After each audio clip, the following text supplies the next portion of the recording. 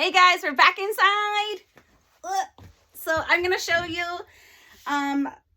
the first step that I'm taking in getting the garden ready. I have to do a lot of work outside to get it ready. I'm still figuring that out. It's gonna be funny when I do it, I think, but I'm already starting to get things ready to be installed into the garden. So I'm gonna do like a container garden or an above ground garden because the ground here in Tennessee where I live is insanely difficult to work with. It is like, I don't know if it's mostly clay or what, but it is very hard to dig in.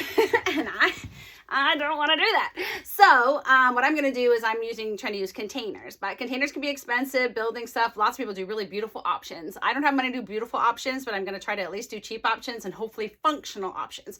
So where I have started out with is this idea that I have, because I went and rolled around my scooter at Tractor Supply and a lot of places looking at different things. And I've looked at a million videos online. And I came up with this idea. I was rolling by outside in the garden section and I found these very American swimming pools for children and dogs. In the picture, it has a dog in it. So anyways, a doggy swimming pool. I found these swimming pools and I thought, that's interesting. You know, it kind of looks like a big fat squat flower pot a little bit, right? So I decided what I'm going to do is I'm going to turn these into, I'm going to take one of these guys and turn it into two planter frames. This is what they look like after you make them. So what I did was, and eventually what they'll do is, I don't know if you can see I've got them nestled up here. I'm going to nestle them up against the side of the fence. I've got a fence on one side. It's a perfect place, already built in trellis, right? For beans to climb up. But I need something, so I need to plant them next to the fence. So I'm going to use these as two partial planters. Now these swimming pools are not super strong, right? So I had to take that into consideration when I was cutting them. So I take my giant swimming pool. It's not giant, it's small. And I flipped it over on its back. And then I looked to figure out what was the middle, like right in the half, and I found it's right by this word. And at first, I got a black magic marker, and I was going to try to use my tape measure to make a straight edge like this, and I was going to trace the line. And then I remembered I'm going to cut out most of the middle of this. And also, all of this portion is going to be under dirt. It does not need to be perfect. So I threw all that away. And then I tried my big meat cutting scissors and I started working on the edge. I found one of the little dimples in the scallop and it's got the same one on the opposite side. So I was like, all right, this is halfway through. And I started cutting and it kind of hurt a little bit. It worked fine. It wasn't that hard. They're pretty clumsy. Oh, it's kind of hard. So I decided I'm going to use the X-Acto blade instead. And it was really, really easy. So what I started doing was I found my middle spot, the dimple that's on the middle on both sides, and goes underneath this word. And I started cutting it in half.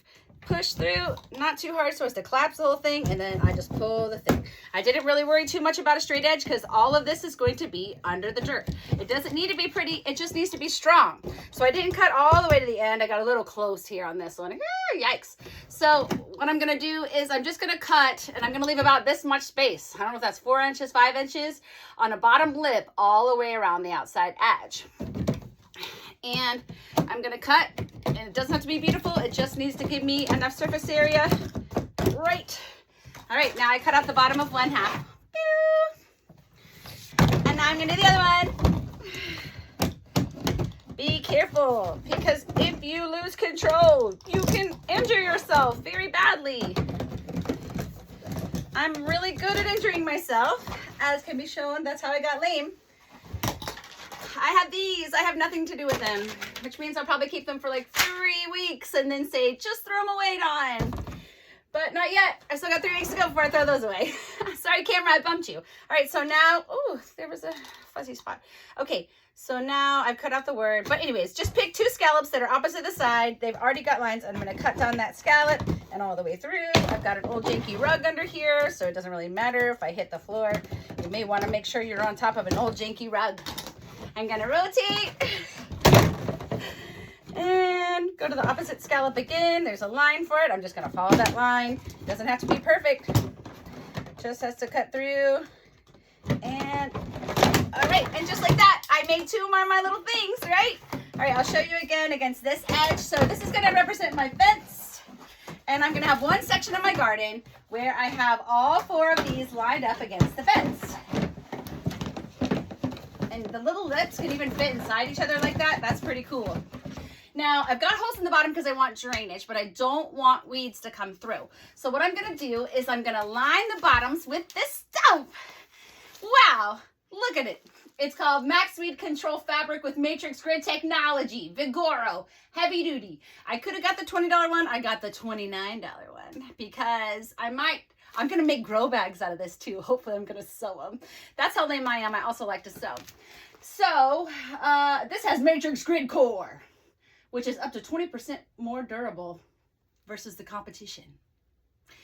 Anyhow, so I am going to trace the bottoms of these and cut out half circles, and I'm gonna hot glue them down.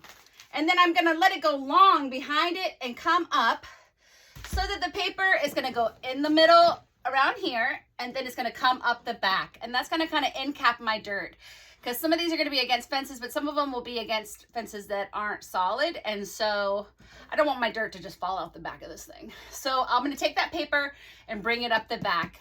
And I can probably even just wedge it against the fence, or I can hot glue it as well. That'll be in the next video. Thanks, guys.